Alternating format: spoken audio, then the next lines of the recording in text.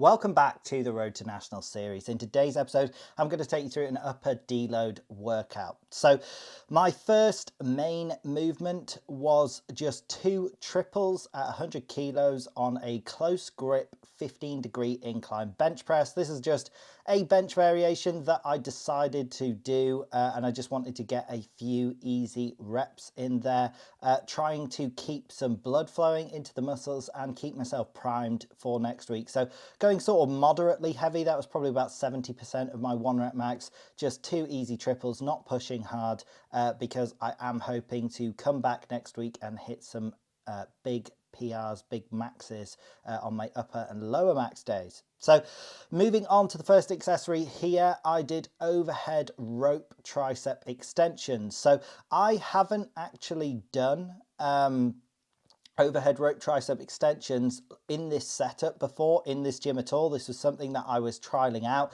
I've done rope tricep extensions where you're like pushing down, similar to a tricep push down off the lat pull down attachment, but I haven't ever actually really used this mid pulley. But sometimes I try and use my deload weeks as an opportunity to get a bit creative, see if there's any other exercises I've not done that I think would be good to do, things that I normally can't do in my gym or thought that I can't do in my gym, and I go, okay, how could I probably rig this up? So this was a very simple one, but the exercise next is a slightly more advanced variation, but these moved well. These actually felt really good. At the top, I was trying to fully extend the elbows and pull outwards, and there I was feeling it in the triceps, definitely. I probably pushed a little too hard on those tricep extensions because I got 2 sets of 12 at 60 pounds. Then the next accessory here was a substitute for low rows. So this is something where I've tried to do low rows off the bottom pulley in my machine, the one that I use for like hip abductions before, but it just doesn't work very well with this machine. It actually lifts the front edge off the ground, and I've always just assumed I can't do low rows, but I actually thought for a minute and I was like, okay, let's see if there is a way of bringing this up. And I came up with this, just using my box for box squats to sit on, putting my knees against the pads of the quad extension. That is very important. Otherwise, I would just fall over forwards, and then just using this mid pulley with a mag grip attachment. And it felt amazing, to be honest. So because the pulley is higher than my shoulder height, it's not quite like a normal low row. I find pulling from a normal low row hits the traps a bit more.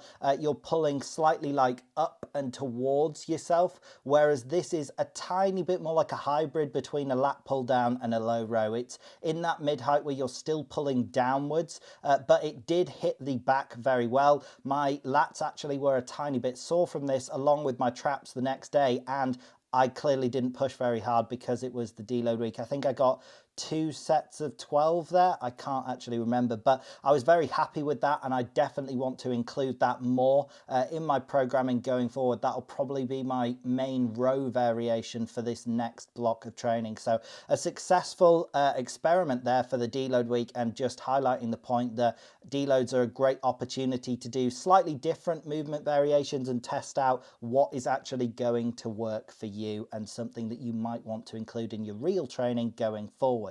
So the next accessory here was machine chest flies. So I just wanted to do a lighter variation of a chest movement. So normally I do a press, like a chest press or a dumbbell press, but because of the strength of the chest and the strength of pressing, it's just a heavier movement overall. This, I'm only doing 100 pounds for. I think I got 2 sets of 12 on these. Now, that actually is a PR. That's because I don't do this movement very often in my regular training. I actually prefer to do those heavier pressing movements for the chest, obviously, because that is more applicable to powerlifting and is going to be better transferring over to my bench. But in this deload week, I'm just trying to get blood into the muscles, blood into the chest. And here I did those 2 sets of 12 at 100 pounds, and it definitely did that. The chest was feeling it a little bit after those, and it, did everything that it needed to do, but also at a lighter weight than normal. So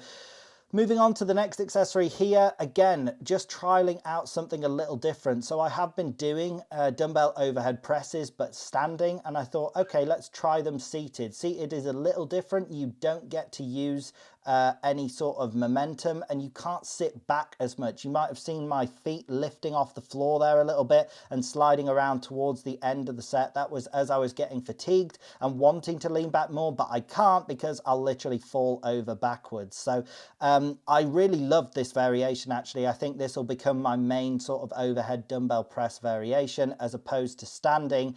It also felt like because I wasn't able to lean back as much, I wasn't using as much abs and core stability. That was less of a factor sitting on the chair, but it was definitely like stricter and harder to do, which is a good thing. I'm trying to isolate those delts there, and that felt very good. 2 easy sets of 15 with the 20 kilo dumbbells overhead, which is actually more than what I could do when I started doing this. I neglected my shoulder training for years.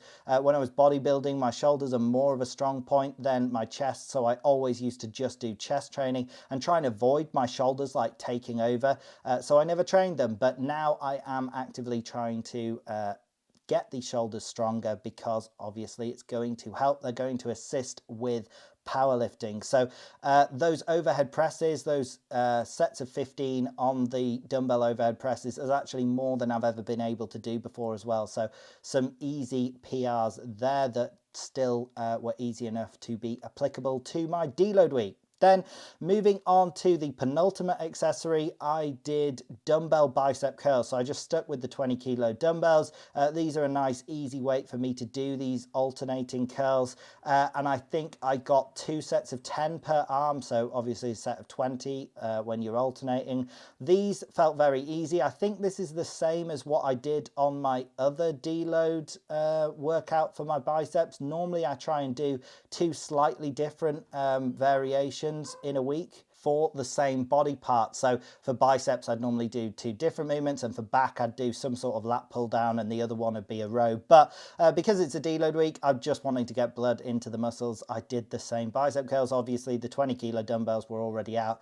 I was just being a little bit lazy and actually a little bit more efficient for the deload week. So they still got blood into the biceps and helped pump them up. So that was good. And then moving on to the last accessory here, I just did an isometric hold, and I've never actually done one parallel to the ground before. I was trying to be really strict with that. I've done like a crunch hold where I'm sort of halfway up in a crunch. That's an easier variation. Obviously, as you're parallel to the ground, it gets harder. You're leaning further out, and you'll see me struggle. I start to rise up a bit as I'm like trying to eke out the last little bits of energy I have. I maybe trained this a little too intensely, and I realized that after the first set, so I just left it at 1 set. Normally I'd do 2 sets, but I'm not wanting to overexert the abs. Obviously that would defeat the purpose of the deload week, and I think 1 set was more than enough to keep them primed and ready to go into my next week of training feeling really good. Overall, I am feeling really good as well,